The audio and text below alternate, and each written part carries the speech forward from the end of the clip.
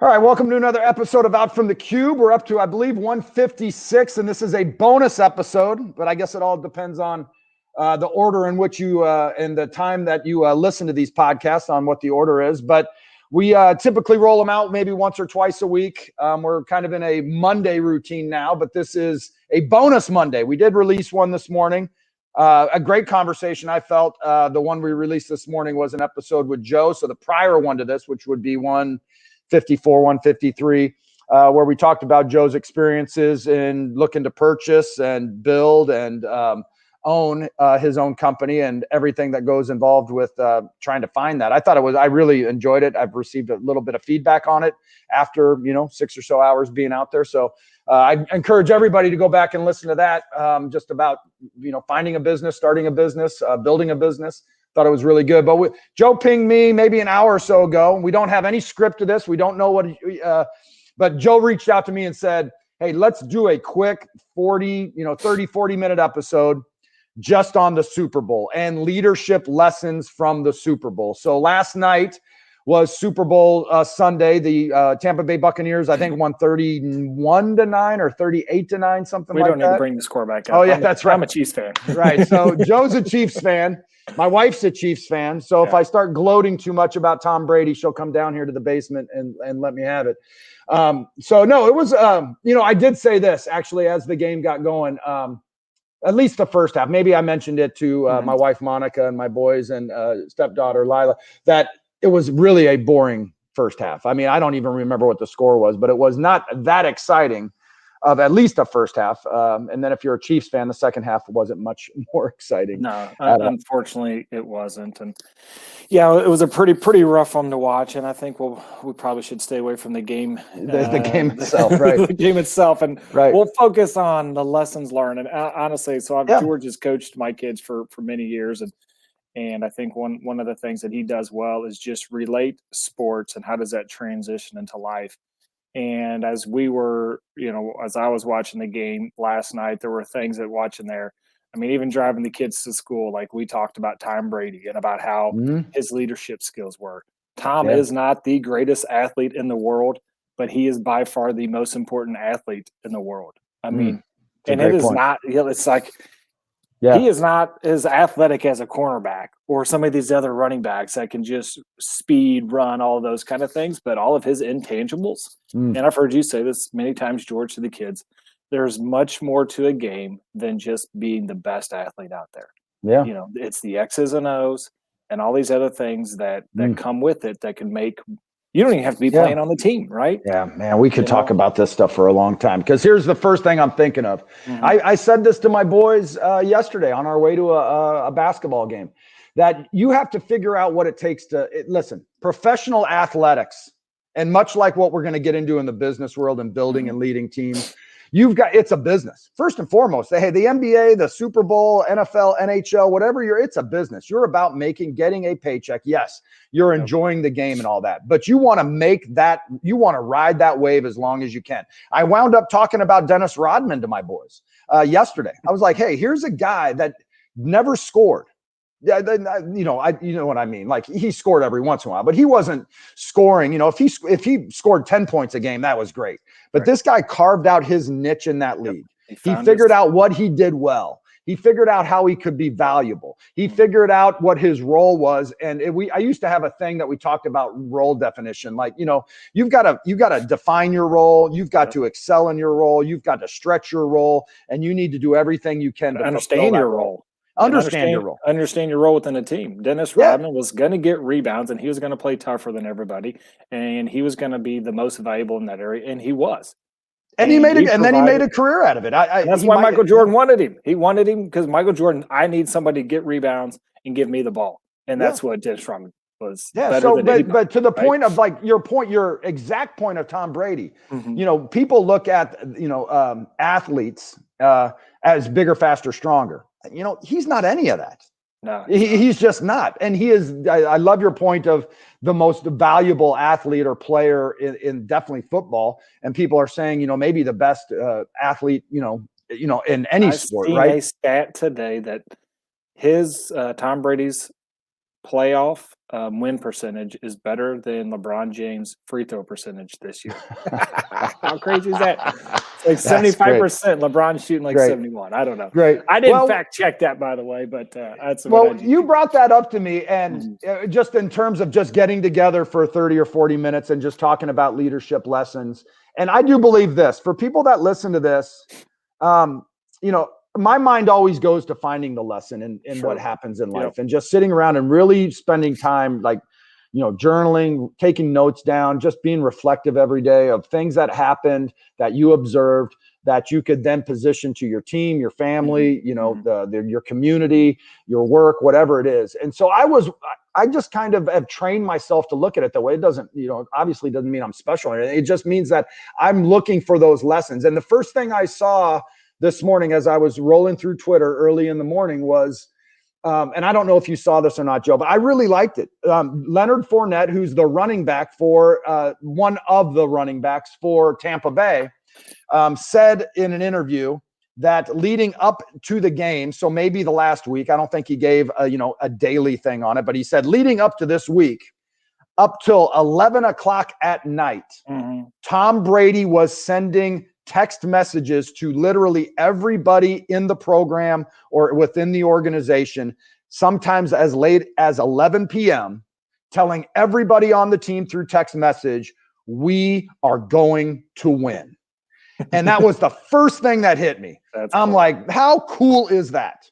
Yeah. That there's the leader that is encouraging everybody. It's late at night. I'm gonna make sure everybody knows that, I'm up, that I'm thinking about it, that I'm encouraging, and I'm planting this seed in everybody's head. Like, hey, we got this. We are gonna win. You're gonna either hear about other things that the other team's better or more talented, or whatever it might, and that we lost to them earlier in the year. But we are going to win. So it had me thinking just about my teams and, delivering software or making sales or whatever your win is, and having that leader being there, sending emails, sending text messages, being on Microsoft Teams or Slack or Skype saying, we're going to get it. We're going to win. You can do it. I'm behind you. We're prepared. Like all that sort of stuff. I was like, shit, that's just that's one of those things why he's so he's good. Different. Yeah. He's absolutely different. I mean, think about this. Like he went from the absolute best team in football to the worst team in football. Like that's equivalent in the business world to being like 63, near retirement, and going to work for somebody and go do this complete turnaround operation. Not very many people would be 63 and sign up. Like your last couple of years, a lot of people just want to float through, right? I mean, he literally took the worst team in football and just made them the best team. During COVID, when they weren't even able to have all the practices, haven't had to be able to have that team unity, which takes a long time to build, especially in the NFL. Yeah. And he did that in such a short amount of time. And one of the cool things that I heard the coach say, what's the Bucs coach name? Can you Bruce Arians? Yes, thank you. Once he got up on the podium, he basically said, I really didn't do any work. My team did this. And that just tells you right there that he has a culture of trust that he instilled in his team as well to, enable them to make decisions. So, and I know I've chatted about this before with you. Like, if you're the leader of a small business, like you have to basically provide some guardrails for your team to be able to make those decisions and have them be able to make the decisions and the speed of trust. Like, I mean, and that's I think and he's a guy that's advanced in age. I think he said he's one of the oldest coaches. Yep. But for him to, click with Tom Brady and all of his a lot of other new coaching staff, and to turn that place around the way they did in such a short amount of time, I mean, hats off to him. It's pretty impressive. Yeah. So those are the things. There's a lot to unpack with that game and that whole thing, because they said this last night too. Peyton Manning went from the Indianapolis Colts in a Super Bowl and, probably would have won more if it wasn't for Tom Brady. He'd be the one sitting around with 7 or 8 Super Bowls. And he went to a program on his way out of the Denver Broncos, who has a great story and tradition and history, but has not been as good since Elway left, right? And the same thing happened. Tampa Bay is not as good. They have won Super Bowl. I think it was in 2008 or maybe before that, 2002, something like that. But they talked about both of those elite guys leaving the programs they had helped build, going to programs that are the worst. But here's what they kind of said in that interview, and I really liked it, was they showed everybody how to work. And they showed the standard that championship teams play at. And I took it this way. And they made sure everybody played at that level. And I said this to my boys on a drive to a ball game yesterday. People didn't like playing with Kobe Bryant because he made people play at his level. And if you didn't like it, he ran you out. Yep. And he would make grown men crumble. Right. Yep. And I think that's what Brady did. Like, here's losing is contagious. And you can sit there and have a losing mindset and all that. And then all of a sudden it just gets comfortable. Maybe it gets comfortable, but for the champions and for the elite teams and for the elite people, you don't get comfortable. So here comes a guy that says, hey, we ain't going to lose. Like, it ain't going to happen while I'm here. And here's how to win. And here's the habits, rituals, routines that you all need to have. And not only do you need to have them, but I'm gonna exemplify them, and you're gonna copy what I do. And I'm sure the tide rises all ships, right? That Tom Brady made that tide rise, and everybody better rise with it, right? Tom Brady needs to start writing books. That's right. They need to start documenting his life. I mean, to do what he has done, the amount of championships that guy has won, to completely turn around an organization, to go from the bottom. I mean, well, the Blues kind of did it a couple of years ago. I mean, if you remember hockey, they were at the very bottom, and they fought back halfway through the season. There was literally a 0% chance that they were even going to make the playoffs, and then they ended up sneaking in and winning it. Now that was halfway through the season, a little bit different. But Tom's been doing this year in, year out, playing at age 43. I was about to say, and he's 43, right? Yeah. It's just. We had a podcast that hasn't been released yet for those listening. It'll be released in a couple of weeks, and it's with a gentleman named Don Halpin, and he was in the military, Air Force, and we had a great conversation about 45 minutes to an hour. But we spent a fair amount of time talking about standards, the standards of the military, and getting people to raise to those standards and how they coach you to play at those standards. And Tom Brady was doing that. But you brought up a great point, because when Bruce Arians got on the podium and is holding this Lombardi trophy, he was like, I didn't do anything. Right. He was like, my coaching staff, these players, Tom Brady, the other veterans, they did it. They did it. Right. And so there's the leadership lesson there of, Bruce Arians has been in that league forever, probably. Oh, yeah. And I think he is the oldest coach to win a Super Bowl. He might be the oldest. Yeah, he might be the oldest coach in the league. I don't know if that's true or not, but I know they said he's the oldest coach to win. So here's his time to shine. He's on the podium finally. And that is running that, life gauntlet to try to get to your goal, and only a few people get to do it. And that was his time but he didn't. He sat there and said, he also talked in the past, like, I know I've got Tom Brady, and I know Tom's got a unique skill. I'm just going to have to sit back and let him work his magic and do his thing. I mean, he definitely trusts him, and he should. I mean, you should let your great leader shine. Yeah. And for him to do that, to have that kind of trust and just turn it over to these people like he has, to me, it's a sign of a great leader. Obviously there's that trust that he has instilled. I'm sure he provides the framework for that team to go work under, and they trust him, and the team goes and execute. Pretty amazing. What happened, and I casually follow football. I mean, I know who's winning and losing. I know who's good. I know the players, things of that nature. I'm not, and I do look for kind of the leadership coaching speak to football. But I know that, I think, and correct me if any of this is wrong, but I believe that they were 7-5. I think they were 7-5 and struggling. They were on the border of maybe not making the playoffs and all this. And then what I was reading and hearing where there were grumblings about the relationship actually between Tom Brady and Bruce Arians, and maybe the offensive coordinator and things like that.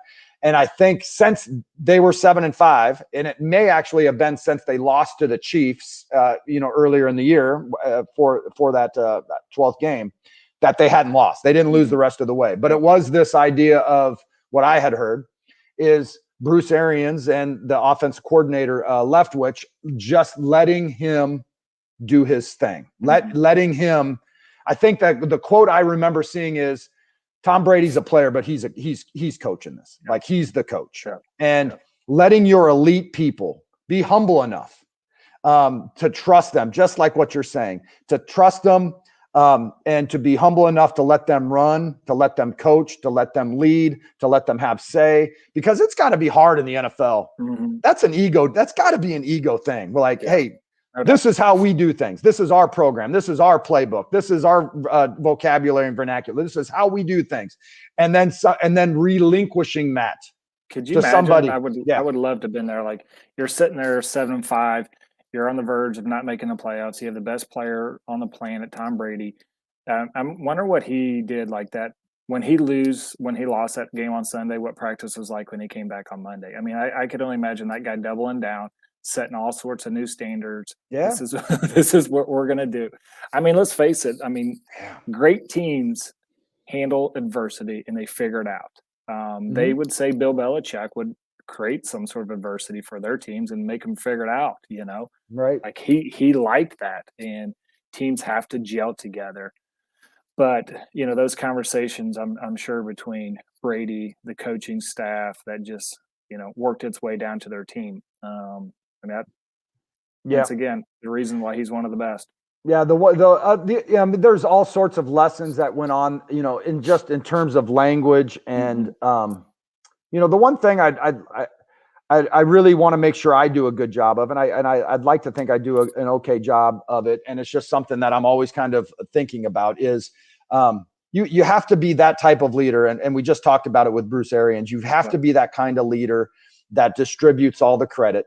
Give it all out. Give all the recognition, the acknowledgement, the credit, and then you take all the bullets. Like, you just take it. Like, if support your team, understand your team, challenge your team, set standards for your team, and when things aren't going well, if they're 7-5, Tom Brady's getting blistered, right? I mean, just getting blistered on Sunday afternoon and all the press conferences and all that. Yeah, and he should take. I think he's the type that just takes it, or Bruce Arians just takes it.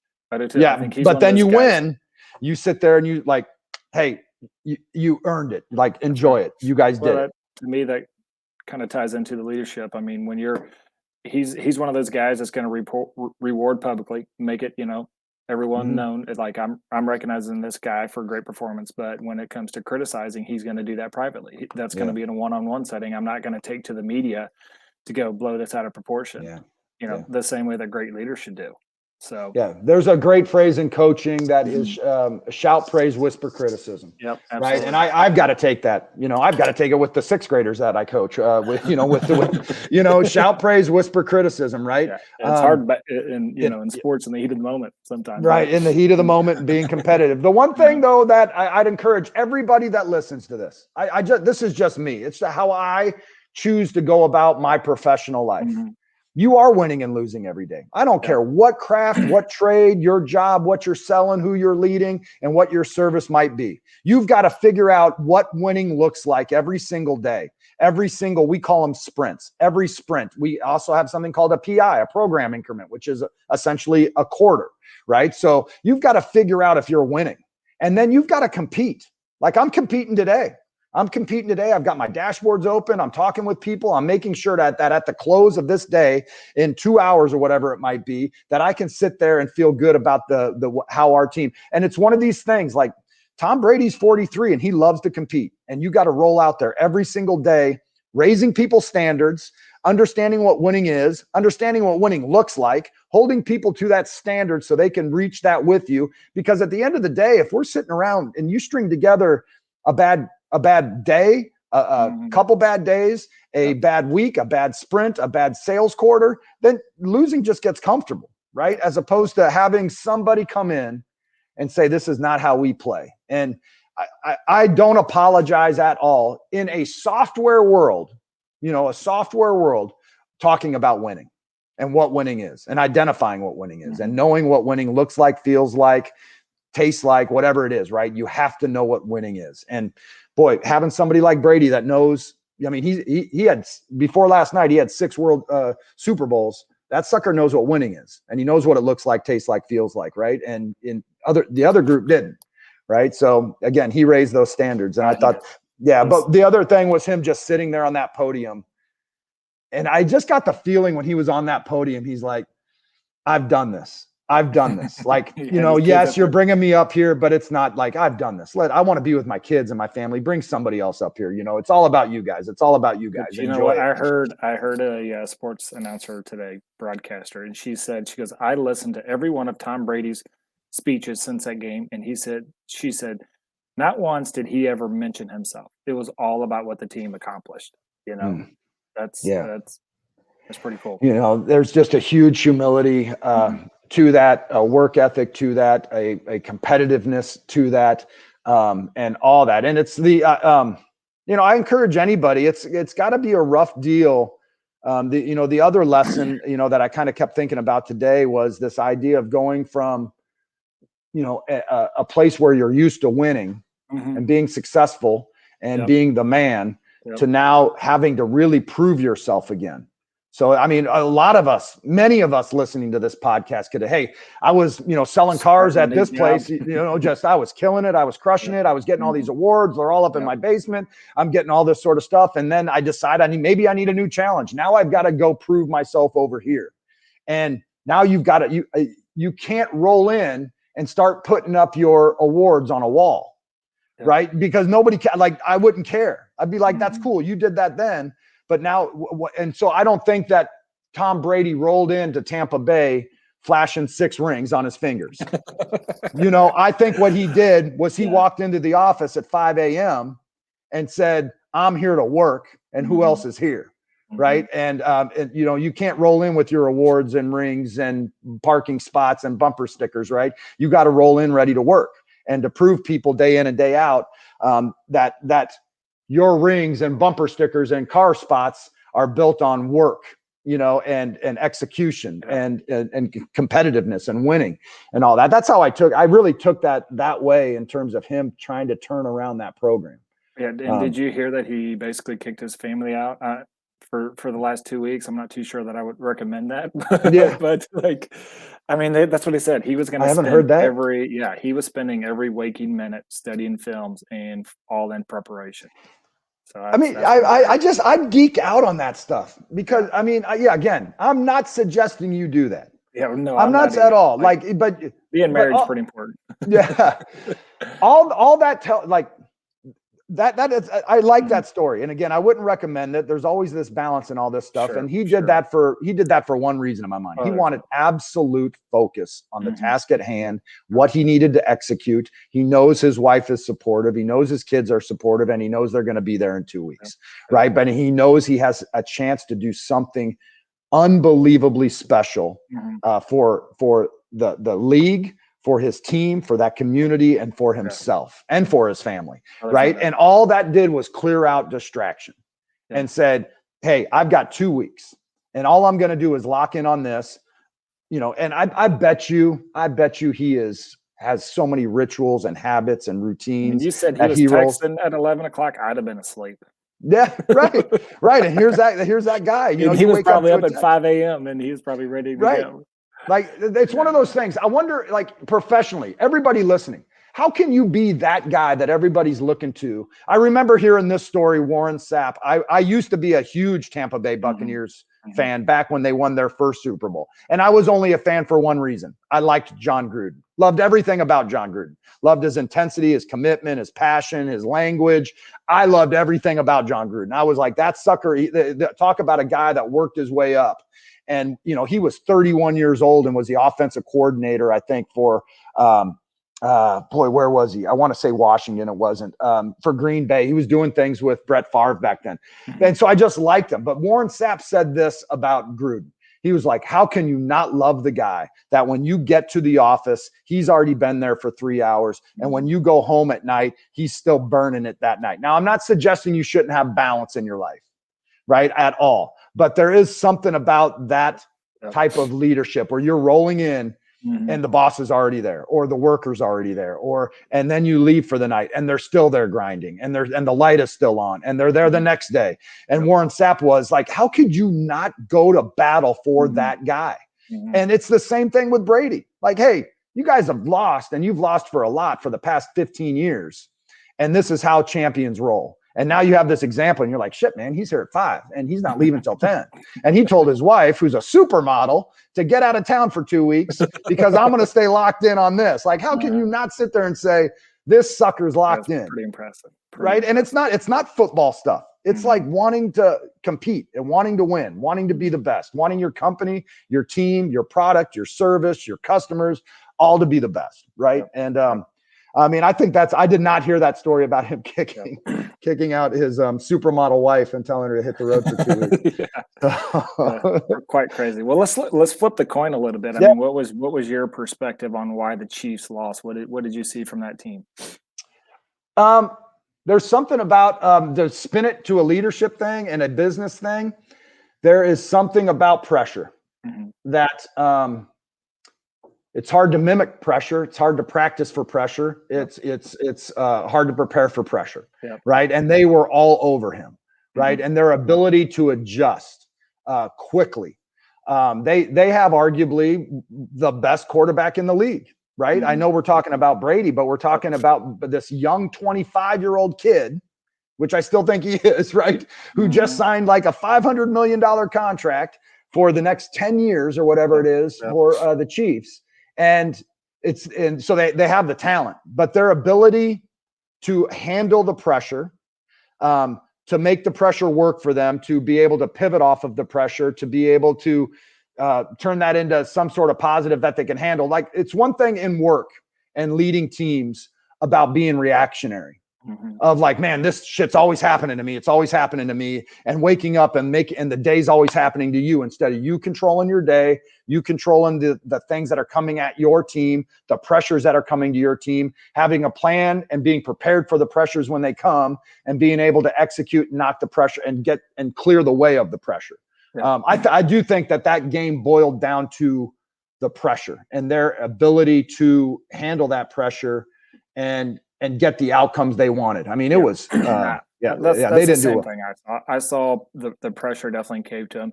To me, Tampa Bay was definitely more prepared in that game than the Chiefs.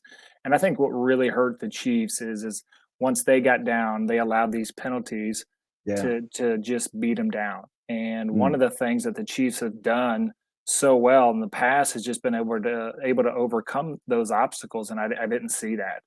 And I've had the opportunity to watch the Chiefs, religiously since I've been a kid. But you would see Mahomes, Kelsey, Hill. If somebody, I forgot who the guy that muffed the punt 2 weeks ago. Oh yeah, right on basically the 1 yard line, and the other team. And the first thing Mahomes says, "It's over. I'm coming to you the next play." And sure as heck, Mahomes. I mean, like that's the kind of confidence that he has. I don't know. I would have loved to seen some of those leadership things occur last night, and I'm sure we'll get some of those video later. But that's something that the Chiefs have always been, once they got down in a hole, they've always been able to dig themselves out, and they could not dig themselves out yesterday. No, the one thing, go ahead.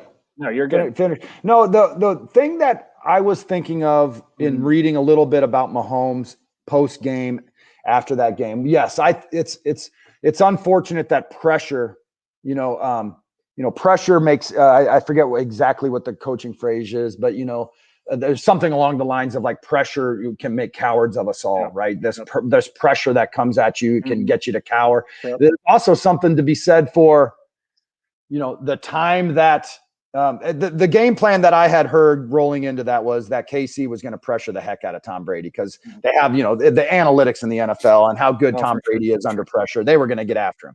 So Tom Brady knows that. He's played in this league and has 6 Super Bowls. So he knows what everybody's strategy is, and nobody's right. But it's somebody's ability to be able to know the pressure's coming, knowing what it's going to look like, knowing the direction it's coming from, and being able to handle it. And that comes from experience. And Tom Brady has that experience. He's 43. He has seen it all. He threw so many check down passes yesterday when the pressure was there.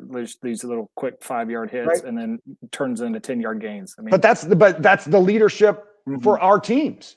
It is like being prepared, having the wisdom, having the experience to know, like, hey, things look good now. Like, yes, we're in the Super Bowl.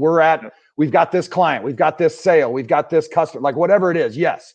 Now, here comes the pressure. Now, how can we handle it? How can we handle objections? How can we make sure that we're putting the customer, like all this sort of stuff? And that only comes from experience and wisdom and focus, like, having your wife leave for 2 weeks and just knowing that it's coming. The thing that I really appreciate and had me thinking about Mahomes was he said something like, and I just read the headline, "This will stay with me the rest of my career." Mm-hmm. And that the first thing I thought of, and I think of goofy things, but Mike Krzyzewski, this the first thing I thought of was Duke basketball. But Mike Krzyzewski, when he was like in his first or second year at Duke, trying to build that program and trying to get it to where it was. Most people don't know, if you know about basketball and know who Coach K is and Duke basketball is, he was almost run out after year 3. They didn't want him anymore, right? But luckily they had a boss and an AD that took the bullets. The leader took the bullets, much like what we just talked about, and took the bullets so that Krzyzewski stayed. But anyway, they played in the ACC tournament, and they lost to Virginia by like 40 or 50 in his second or probably his second year, or maybe his third year, and it wasn't going well. And they all went out to dinner in Carolina, where the ACC tournament was being held. And a gentleman that was part of his party stood up and said, making a toast, said, "Here's to forgetting tonight. Here's to forgetting tonight." And they took a drink and people laughed and he sat down. Krzyzewski stands up and puts his fist down, grabs his drink, and he said, "Here's to never forgetting tonight." Right. And I was like, shit, that's really good. Right. And I thought that was awesome. Right. Yeah. And he was like, "We will never forget this. This is our driving point." And it was the first thing when Mahomes said, "I will never forget this. This is my driving force. Like, this is my chip on my shoulder." Brady was a 6th-round draft pick. It still burns him. 25 years or 21 years later, that sucker's still burning, man. He's still trying to prove himself. So the idea is, man, you're not going to get every sale. You're not going to release every software product. You're not going to get every customer, and you're not going to have every client in your service, software, shoes, car. It's not always going to be great. And at some point, you got to learn from it. You got to accept it, learn from it, admit mistakes, and all that. But at some point, you got to remember it. You got to remember it because something's got to be on your shoulder. And I took that immediately when Mahomes said that. I was like, that's a good lesson there, well, right? No doubt. I mean, I told my kids this morning, I said, you have opportunities in life such as this. Sometimes your best lessons in life come from losing. Yeah. They absolutely do. Like, you might learn more from this opportunity, and depending on what you want to go do, you can go hide and crawl in a closet and never come out, or you can use this as an opportunity to learn and to grow. And sometimes, you need to fail to learn. And this is just one of those things. I mean, Mahomes is young. This might be the best thing for him to lose. That's what I was thinking. This could be something really good. It's like that junior sales guy or young sales guy that is coming along and he's going to be good, and he just gets his tail kicked, right? And you're like, "Hey, it's okay. Let's figure out how to learn from this. Let's get back in. Let's get into the film room. Let's talk this out. How could it have gone better?" Because you're that good. You're that good, and you just have to know, like, to your point earlier, and it's really a great point, and I don't know if people remember it, but in the AFC Championship game, at the start of it against Buffalo, the punter dropped the ball, and the Buffalo recovered it and scored a touchdown and all that. And he, had a towel over his head on the bench and was upset. Like, usually, I get it. Mahomes was right there. "I'm coming back to you. I'm coming back to you. You're going to do it." I think he may have scored a touchdown later in the game, but he was targeted early. So it's one of those things like, man, you've got your people, they're talented. You've hired the best people. They're going to make mistakes, but how can you coach them up? How can you lead them? How can you let that guy that just didn't sell the Cadillac Escalade, like, "Hey, the next guy rolling through this door is yours, and you're going to kill it, and you're going to crush it, and I believe in you, and you can do it." How can you make that guy get his next at bat as quickly as possible, and have him believe have him know that you believe in him, and have that type of leadership? But Mahomes, I mean, Mahomes is 24, man, and he's leading that organization of 30-year-olds, of men, right? Of Andy Reid sitting there, who's probably in his 60s, saying, "Hey, Andy you got the keys." Been involved in the NFL longer than Mahomes is alive. Think about that. And he's sitting there saying, "Hey, the car keys are yours, son. We go as you go." The one thing that you also brought up that I really liked was, I know we've talked about, this idea of Brady being in there at 5 a.m. and having people leave his house and all that. But it's also that idea of knowing it's worth it.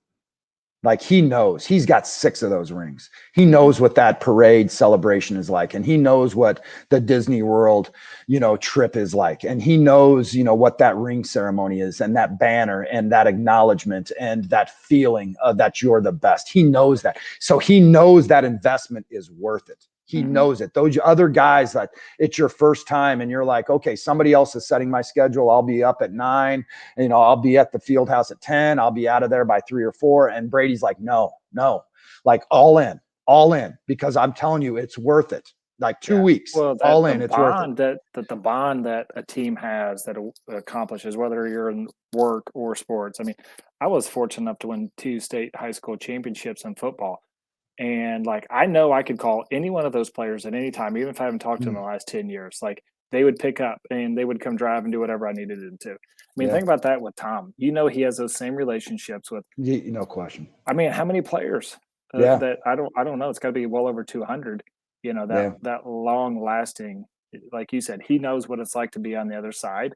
And he knows what it's like to lose Super Bowls too. But him putting in that work and that time and that effort for him was absolutely worth it.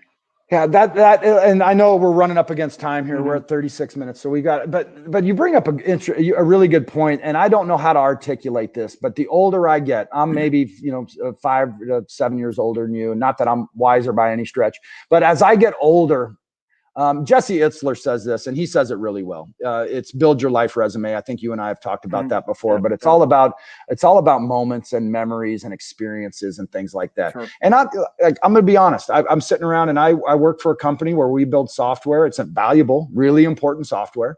So getting behind the work is easy because you feel like you really are saving lives. You're building software that people need. But there's also this feeling of trying to create an environment and lead a team in such a way that it's about more than just really, I mean, it can't be about selling shoes or selling cars. It would have to be like, you know what, like if you and I were selling cars together and we had our own dealership, Joe, I know without question, you and I'd be sitting around saying, this has to be the best car dealership in St. Louis. Yeah. And then we've got to figure out how to have 3 or 4 of these suckers. So we're the best in the Midwest and in Missouri. And it's a game, and we've got to do it because at the end of the day, I would love to have those experiences of building something with somebody that you love and admire and look up to and that you're friends with. And you and I can sit there and have these great moments and experiences and challenges and overcome all this sort of stuff. And you and I could sit there with 10 dealerships and saying, look, I mean, without being arrogant about it, but look what we were able to do. Like, look at the people we impacted, the cars we sold, we believe in the product, all this sort of stuff. And the moments that we had together, that our families had together, that our kids, like all this sort of stuff. And I think that's what Brady's doing. He's sitting around up on this stage saying, I was able to help all 50 of these players and all 20 coaches or whatever it is, and this ownership group of having this great moment, this great experience that we will be connected to forever for the rest of our lives. So the 2 weeks without Giselle is worth it. It's worth it, right? But it's convincing for lifelong memories. For lifelong memories. And it's not a Super Bowl. It's not an NBA championship. It's not a green jacket. It's none of that stuff. It's your business. It's selling cars. I would figure out how to do that. Selling cars, selling shoes, all that. I would figure it out of how you can figure out what winning is, figure out how you can create those moments and experiences where it's not about the shoe or the car or whatever it is, right? It's about your team, the people you're doing it with. That's what it's all about. But you said something about that with Brady and just creating those moments, just much like your 2 high school football championships. Forever, man. Yep. Yeah. And that was such a small scale versus what he's accomplished. Now, I'll tell you what, just to end with this, we won 2 small college national championships when I was coaching up in Michigan. Small college, right? And my boss always said this. He was like, we played for 3 or 4 small college national championships. We won back-to-back in, 2003, 2004, something like that. And it was great. I still have in my basement 2 posters up of us winning those championships. It was a great memory. But I remember my boss saying to the team and to me when I was a younger coach, and it stuck with me. He said, and it was like maybe the second week of March that we had our tournament. And a month later, the NCAA tournament would have their Final Four and their national championship for the NCAA Division I.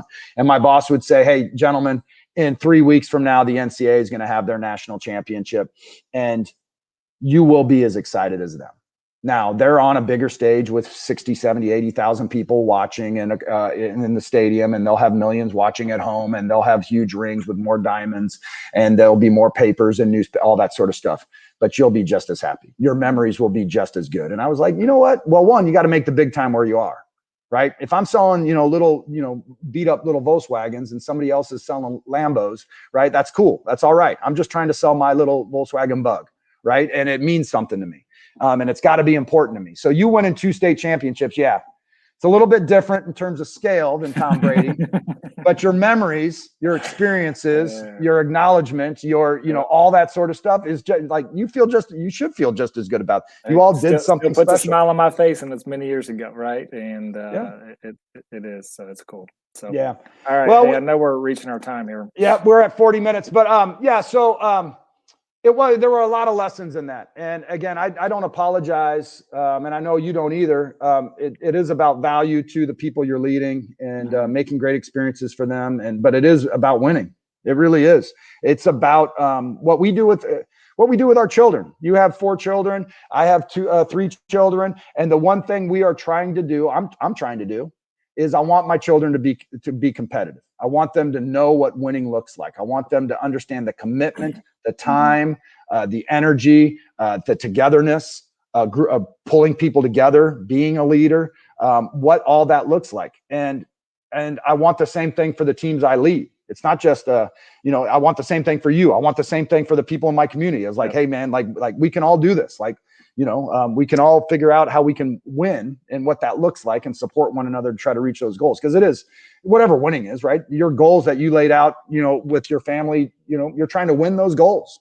You're trying to knock it out every single day. And so there's also value in losing, right? And it's the lessons you learn. I mean, what do you take away? What could we have done better? Sitting down, whether it's with your family on their goals, your team on their goals, hey, we didn't quite achieve the mark. What went wrong? And we need to be able to speak openly about those things and have a plan and learn from it. And that's all you can do. I mean, you're not going to win every single race. But what you can do is figure out how to improve. You can work on communication. You can work on other ideas or trying a new path. And you shouldn't stop just because you lost. It's really, what did we do? What was our performance? What do we need to do to get to the next level? And getting everybody on that same page. And if that means kicking a beautiful wife out for 2 weeks, a model, right. I mean, I guess that's what you got to do. I don't know. It is a good point. The last point you say, because I do spend a lot of time thinking about winning, what's winning look like and how we can win and how we can win today and all that sort of stuff. You are going to lose. And I tell our boys, the kids we coach and the teams and all this sort of stuff, you're going to lose. Things are not going to go your way. I want my kids to experience losing. That's it, right? And you actually do a great job of this. And I wish I was better at it because I just get nervous because maybe I'm the one coaching all these little kids. But but you're absolutely right. You've got to go to that point where you're still competitive and you can still do it, but maybe you're getting your tail kicked every once in a while because you need to have that experience. And what we tell our kids and what I do tell even our professional teams, our executive teams is there's no losing. Right? There's no failure. You're going to lose, but there's no failure unless you're not going to learn, unless you're not doing a retrospective, all right, we lost, but we've got to learn why we lost. We've got to have a discussion. Like you didn't get that sale. Cool. We call it. There's winning and then there's lessons learned, lessons learned. You get 2 things. You're either going to win or you're going to learn lessons. So what is it going to be today? And you got to be really good at figuring out what those absolutely, and figuring out how to really. There's an art to that. There's a podcast in there about the lesson, how to really have that retrospective with yourself, with your coach, with your parents, with your family, with your team, with your executive management, all that about, hey, we just got our tails kicked. All right, cool. Like one, it's got a safe environment, all this sort of stuff where you can just be really open, transparent, and be accountable to what happened. But just sit there and say, man, nobody's leaving this room until we come up with 10 things that we got to do better. right? You know, and action items and execute and not blaming anybody. Like we lost, like we lost, not anybody. Like, hey, George didn't get the sale, but we all lost, right? You know, the car's not going out, right? So, I mean, it's one of those things. So, I mean, there's a podcast in there as well. So I appreciate you, Joe, because an hour or so ago you said, hey, let's get together and let's have this episode. We're going to have this be a bonus Monday. I'm going to get it out immediately after this.